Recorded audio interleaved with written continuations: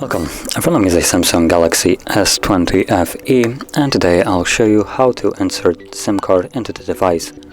So before we get started, we will need this SIM eject tool. Now it comes provided with the device in the box, so you can get it from there, or you can also use a paper clip and straighten out one of the ends.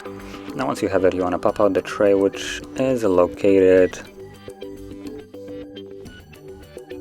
somewhere. Oh, at the top. There we go. So right at the top, and from here you can take it out, and you have space for SIM card,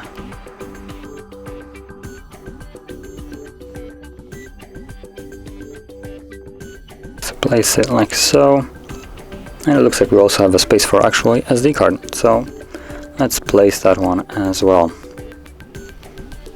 There we go. So you can see that is how they would go in here. And from there, simply slide it back into the device. And let's wait for the pin to show up. There we go, that's the pin for the SIM card. So let's confirm it, and there we go. So the SIM card is working, and SD card is working as well. So if you found this video helpful, don't forget to hit like, subscribe, and thanks for watching.